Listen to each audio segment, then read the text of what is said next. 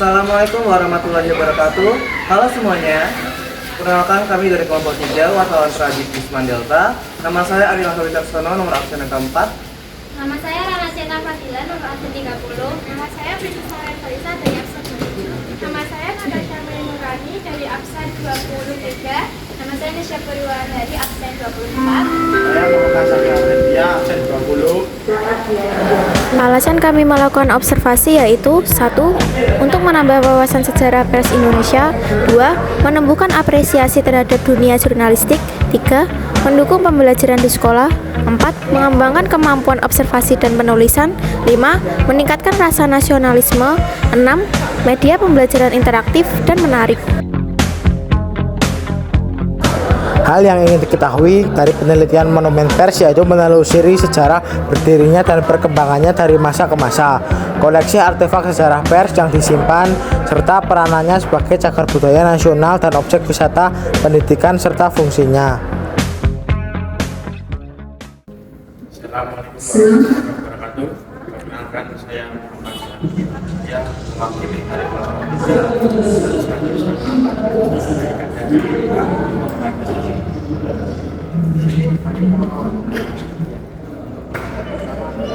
Bagaimana sejarah dan perkembangan pers nasional? Untuk sejarah pers nasional sendiri, jadi itu bangunannya itu dulu dibuat di tahun 1918. Cuma untuk peresmian menggunakannya itu tanggal 9 Februari 1978. Jadi waktu itu yang meresmikan sama Ibu menjadi presiden Republik Indonesia. Selanjutnya untuk pertanyaan kedua adalah apakah lokasi monumen pers nasional saat ini strategis dalam konteks penyebaran informasi dan edukasi tentang pers? Yang lokasinya memang strategis. Jadi museum pers atau pers nasional itu satu-satunya di Indonesia. Jadi harapannya memang tempat ini bisa belajar untuk para pengunjung, siswa-siswa, teman-teman kuliah belajar tentang sejarah perkembangan pers di Indonesia.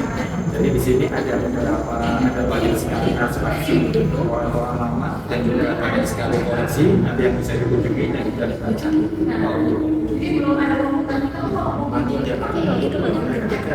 Bagaimana persepsi masyarakat umum terhadap monumen pers?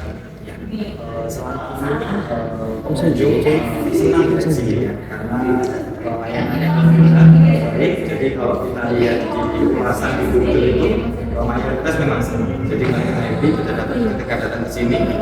Mereka tempatnya edukatif, bersih. Jadi ada juga beberapa yang punya terutama kan bagian depan sedikit mayoritas pengunjung yang datang ke sini happy. Oke, untuk pertanyaan terakhir, bagaimana sistem pengelolaannya? Jadi sekarang kita punya komisi atau kemudian komunikasi dan Indonesia. Mungkin cukup sekian wawancara dari saya dan Kak Hana. Assalamualaikum warahmatullahi wabarakatuh. Assalamualaikum warahmatullahi wabarakatuh. Saya Nesya dari kelompok 3. Saya akan mewawancarai siapa namanya? Ya, namanya Evan. Oke, saya mau tanya, apakah ada program atau kegiatan khusus yang diselenggarakan oleh Monumen Pers Nasional? Ada. Dan kegiatannya itu biasanya setiap bulan sekali dari pihak kontrak itu mengirim ke sekolah buat acara kontras tersebut. Itu tujuannya buat ambil buka dari sekolah dan Apakah ada biaya masuk yang Monumen Pers Nasional? ini pastinya gratis. Terus, apakah ada layanan tempat wisata untuk pengunjung? Ada. Berapa? Jam pelayanannya mulai dari jam 9 pagi sampai jam 3 sore. Penjelasan singkat mengenai Monumen Pers Nasional. Monumen Pers Nasional adalah museum dan bangunan cagar budaya di Surakarta, Jawa Tengah yang menyimpan sejarah dan perkembangan pers di Indonesia serta menjadi lokasi penting dalam sejarah pers nasional, termasuk tempat dibentuknya Persatuan Wartawan Indonesia pada 1946. Di dalamnya terdapat koleksi beragam artefak pers seperti mesin ketik, kamera, dan pemancar radio serta jutaan surat kabar dan majalah. Refleksi dari hasil observasi kami yaitu membuka mata tentang betapa vitalnya peran pers dalam setiap fase sejarah bangsa, mulai dari era perjuangan kemerdekaan hingga era reformasi. Koleksi yang ada mengingatkan kita bahwa jurnalisme adalah profesi yang penuh pengorbanan. Banyak wartawan di masa lalu yang mempertaruhkan nyawa dan kebebasan demi menyuarakan kebenaran. Refleksi ini menumbuhkan rasa hormat yang mendalam terhadap profesi jurnalis.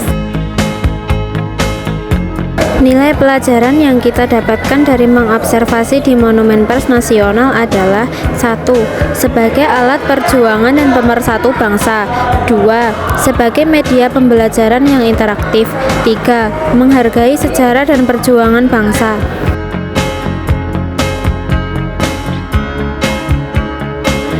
Hal yang ingin diketahui dari penelitian Monumen Pers yaitu menelusuri sejarah berdirinya dan perkembangannya dari masa ke masa, koleksi artefak sejarah pers yang disimpan, serta peranannya sebagai cagar budaya nasional dan objek wisata pendidikan serta fungsi